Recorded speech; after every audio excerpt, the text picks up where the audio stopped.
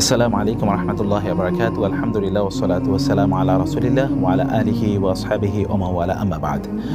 অনেক যুবক যুবতী যারা নতুন করে দিনে ফিরতে চান এমন অনেকেই, এবং অনেক মায়েরা বোনেরা, বিশেষ করে অনেক বৃদ্ধরাও আমাদের কাছে জানতে চান যে তারা তাদের নিজেদেরকে পরিবর্তন করতে চান, তারা দিনকে পরিপূর্ণভাবে প্র্যাকটিস করতে চান। এই জন্য তাদের করণীয় কি? আমরা আজকে আপনাদের সাথে এরকম নিজকে পরিবর্তন করার জন্য যা করণীয় এরকম কয়েকটি টিপস আপনাদের সাথে শেয়ার করব। কারণ মনে রাখবেন, নিজকে পরিবর্তন করার মধ্যেই রয়েছে আপনার কল্যাণ, এবং এর মাধ্যমে আপনার দুনিয়া এবং আখিরাতের সুখ সমৃদ্ধি সফলতা নিশ্চিত করবে এবং নির্ভর করছে এর উপরেই। এই জন্য আমরা প্রথম যে বিষয়টি আপনাদেরকে বলবো তা হলো যে আপনাদের ঈমানটাকে ঠিক করে নিন, আকীদাকে ঠিক করে নিন, আপনার তাওহীদের জ্ঞানকে আপনি পরিপূর্ণ করে নিন। আল্লাহ সুবহানাহু ওয়া তাআলা সম্পর্কে বেশি করে জানুন, আল্লাহ সুবহানাহু ওয়া তাআলাকে ভালো করে চিনুন। কারণ যে ব্যক্তি আল্লাহ সুবহানাহু ওয়া তাআলাকে চিনতে পেরেছে, জানতে পেরেছে, তিনি আল্লাহ সুবহানাহু ওয়া তাআলার সবচেয়ে কাছাকাছি তিনি পৌঁছে যান। এই জন্য আপনার ঈমানকে আপনি সুদৃঢ় করুন, এবং এটি করতে হলে আল্লাহ সুবহানাহু ওয়া তাআলাকে জানার পাশাপাশি আল্লাহ সুবহানাহু ওয়া তাআলার সাথে শিরকের যত জিনিস আছে সেগুলোকে পরিত্যাগ করুন। বড় শিরক, ছোট শিরক, যেমন ধরুন রিয়া। আপনি কোনো কিছু করতে গেলে সেটি কেবলমাত্র আল্লাহ সুবহানাহু ওয়া তাআলার সন্তুষ্টির জন্য আপনি করবেন। যেই ব্যক্তি এমনকি সালাত আদায় করে অথবা অন্য কোনো ইবাদত করে মানুষকে দেখানোর জন্য, সে কিন্তু শিরক করলো। অতএব এগুলো থেকে আপনাকে মুক্ত থাকতে হবে। আল্লাহ সুবহানাহু ওয়া তাআলা ছাড়া আর কারোর উপর নির্ভর করবেন না, কেবল আল্লাহর উপর তাওয়াক্কুল করুন। ওয়া মান ইয়াতাওয়াক্কাল আলাল্লাহি ফাহুয়া হাসবুহ। যে আল্লাহর উপর তাওয়াক্কুল করে আল্লাহ তার জন্য যথেষ্ট। আপনি যদি কোনো প্রয়োজন থাকে আল্লাহর কাছে বলুন, আপনার যদি কোনো সমস্যা থাকে তাহলে আল্লাহ সুবহানাহু ওয়া কাছে বলুন। কেবল সাহায্য চান আল্লাহ সুবহানাহু ওয়া তাআলার কাছে। রাসূলুল্লাহ বলেছেন, তোমরা আল্লাহর কাছে চাও এবং এই ক্ষেত্রে তোমরা অক্ষম হয়েও না। আল্লাহ সুবহানাহু ওয়া তাআলা যেই সময় আপনার প্রার্থনাগুলো কবুল করবেন সেই সময় আল্লাহ সুবহানাহু ওয়া তাআলার কাছে আপনার চাওয়াটি আপনি তুলে ধরুন। 2 নম্বর যে কাজটি করবেন তা হলো 5 ওয়াক্ত সালাত আদায় করবেন। সালাতের ক্ষেত্রে কোনো কম্প্রোমাইজ নন।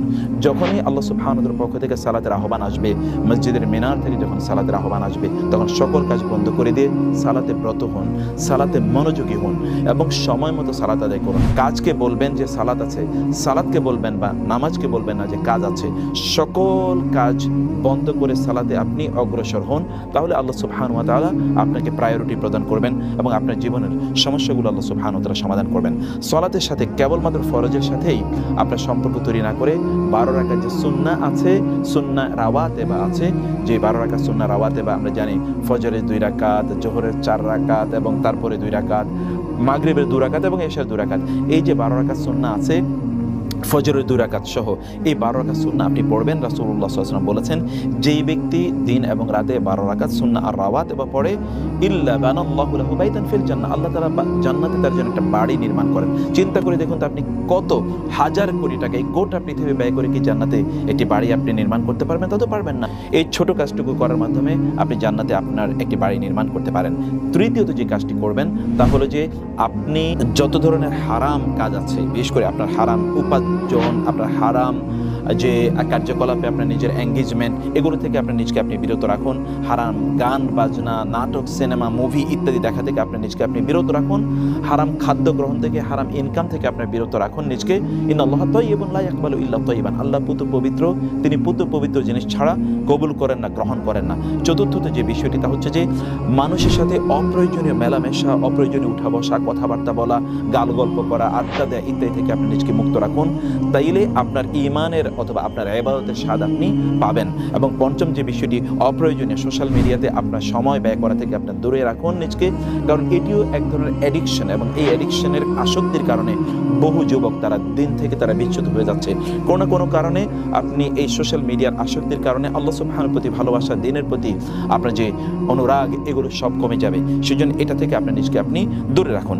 অতঃপর ষষ্ঠ যে বিষয়টি আপনি করবেন তা হলো যে আপনারা পরনিন্দা অথবা গীবত, নামিমা এবং অহংকার ইত্যাদি থেকে আপনার নিজকে বিরত রাখুন। মনে রাখবেন, পরনিন্দা, গীবত যেটাকে আমরা বলছি, তারপর হচ্ছে অহংকার করা ইত্যকার জিনিস থেকে যদি আপনি আপনার নিজকে দূরে রাখতে পারেন, তাহলে গ্যারান্টির যে আল্লাহ সুবহানাহু ওয়া তাআলা আপনার অন্তরের মধ্যে ঈমানটাকে দ্রুত গ্রথিত করে দেবেন।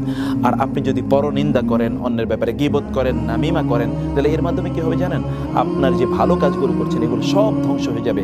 আপনার তাহাজ্জুদ ছিনিয়ে নেবে অন্যের পরনিন্দা বা গীবত। এবং আল গীবাতু তাকুলুল হাসানাত কামা তাকুলুন নারু আল হাতাবা, অর্থাৎ গীবত মানুষের ভালো কাজগুলোকে এমনিভাবে ধ্বংস করে দেয় যেমনিভাবে আগুন তার সামনে যে লাকড়িগুলো রয়েছে এগুলোকে ধ্বংস করে দেয়। তো তেমনিভাবে আপনি গীবত থেকে আপনি নিজকে আপনি বিরত রাখবেন। যে ব্যক্তির ব্যাপারে আপনি গীবত করছেন তার সওয়াব হচ্ছে, কিন্তু আপনার আমলনামায় গুনাহ হচ্ছে, এবং কিয়ামতের দিন আপনি গিয়ে দেখবেন যে আপনার সকল আমল ছিনিয়ে নিয়ে যাচ্ছেন ওই ব্যক্তি, কারণ আপনি তার বিরুদ্ধে গীবত করেছেন। সপ্তম যে কাজটি আপনি করবেন তা হচ্ছে যে বন্ধু মহলে যদি খারাপ কেউ থাকে তাহলে সাময়িকভাবে কমপক্ষে তার কাছ থেকে আপনি বিরতি নিন এবং আপনি একাকী সময় কাটান। প্রয়োজনে আপনি কিছুদিন একা থাকুন এবং মৃত্যুর কথা বেশি বেশি স্মরণ করুন। নামাজে আপনার সালাতের মধ্যে আপনার সাজদাটাকে দীর্ঘায়িত করুন, কারণ এর মাধ্যমে আপনি আল্লাহ সুবহানাহু ওয়া তাআলার সবচেয়ে নিকটবর্তী আপনি হয়ে যাবেন। আপনার সেজদায় আপনি আল্লাহ সুবহানাহু ওয়া তাআলার কাছে আপনার আবেদন নিবেদনগুলো আপনি তুলে ধরুন। অষ্টম যে কাজটি করবেন তাহলে যে প্রত্যেক সালাতের পর আপনি কমপক্ষে 5টি করে কোরআন আয়াত তেলাওয়াত করুন, কমপক্ষে, এবং বুঝে বুঝে তেলাওয়াত করুন, বুঝে বুঝে কোরআনের আয়াত তেলাওয়াত করুন। এটাকে আপনি আপনার রুটিন কাজ করে নিন যে আপনি সালাতে হয় 5 মিনিট আগে যাবেন এবং তখন বসে কোরআন তেলাওয়াত করবেন, অথবা সালাতের পর অন্যরা বের হয়ে গেল আপনি 5 মিনিট সেখানে বসে কোরআন তেলাওয়াত করবেন। কোরআনের সাথে সম্পর্ক বাড়িয়ে দিন। কোরআনের সাথে সম্পর্ক বাড়ালে আল্লাহর সাথে আপনার সম্পর্ক বাড়বে, আপনার ঈমানটা তরতাজা হবে, প্রতি মুহূর্তে ঈমান বাড়তে থাকবে। আপনি ঈমানের পারদ দেখবেন যে এটা উপরের দিকে বাড়ছে বাড়ছে, যদি কোরআনের সাথে আপনি সম্পর্ক তৈরি করতে পারেন। নবম যে কাজটি আপনি করবেন তা হচ্ছে যে মেয়েদের কথা বলছি যে আপনারা প্রপারলি হিজাব করবেন, আপনার ঘর থেকে যখন বের হবেন পর্দা করে আপনার ঘর থেকে বের হবেন, পরিপূর্ণ পর্দা করবেন, তাহলে আপনার অন্তরে আল্লাহ সুবহানাহু ওয়া তাআলা ঈমানের নূর তৈরি করে দেবে। কোনো অবস্থায় আপনি আজনবী কারোর সাথে অপ্রয়োজনীয় কথাবার্তা বলবেন না।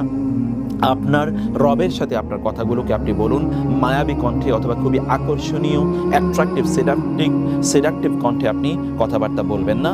আর ঘর থেকে যখন বের হবেন তখন পারফিউম ব্যবহার করে বের হবেন না, অন্যথায় আপনি জেনাকারিনী হিসেবে আপনার নাম ফেরেশতারা লিখতে থাকবে। এবং দশম যে কাজটি তা হচ্ছে যে আপনার ফোনে যদি এখনও অশ্লীল কোনো জিনিস থেকে থাকে, সিনেমা, মুভি অথবা আপনার ডিভাইসগুলো থাকে, ইমিডিয়েটলি এগুলোকে আপনি ডিলিট করে দেন। যদি গান থাকে এগুলোকে ডিলিট করে দেন, কারণ আব্দুল্লাহ ইবনে মাসউদ রাদিয়াল্লাহু তিনি বলেছেন ইন্নাল গিনা ইউমবিতুন নিফাকা ফিল কলবি কামা ইউমবিতুল মা আয-যার, যে গান বাদ্য মানুষের অন্তরে নেফাকি তৈরি করে দেয়, যেমনিভাবে পানি গাছ উৎপাদন করে এটা তৈরি করে দেয়।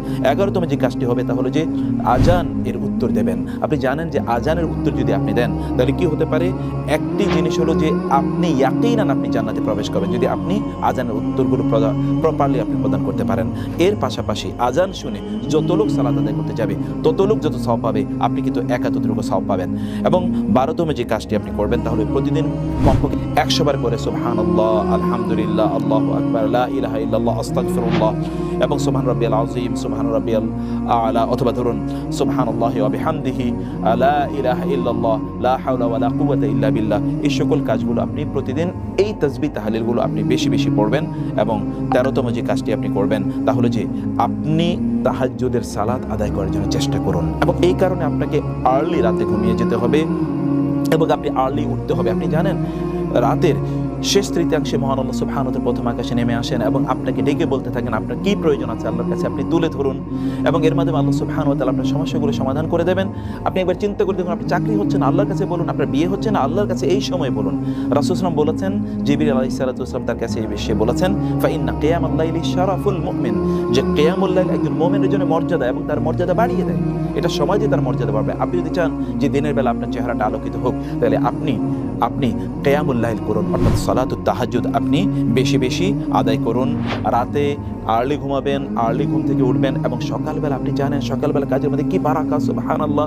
রাসূল বলেছেন আল্লাহর কাছে তিনি দোয়া করেছেন আল্লাহ সুবহানাহু ওয়া তাআলা যেন তার উম্মার সকালবেলার মধ্যে বারাকা দান করেন। আপনি সকালে কাজ শুরু করতে পারবেন, আপনি তো বারাকাত পাবেন না। আপনি কাজ শুরু করবেন 11টা 12টা 1টায়, আপনার কোনো বারাকাই আপনি পাবেন না। সেজন্য আপনাকে এই কাজটি করতে হবে। প্রতিদিন আপনি সাইয়্যিদুল ইস্তিগফার করুন, আল্লাহুম্মা আনতা রাব্বি লা ইলাহা ইল্লা আনতা খালাকতানি ওয়া আনা আবদুকা ওয়া আনা আলা আহদিকা ওয়া ওয়া'দিকা মাসতাতা'তু আউযু বিকা মিন শাররি মা সানা'তু আবু'ু লাকা বিনি'মাতিকা আলাইয়া আবু'ু লাকা বিযামবি ফাগফিরলি ফাইন্নাহু লা ইয়াগফিরু যুনুবা ইল্লা আনতা।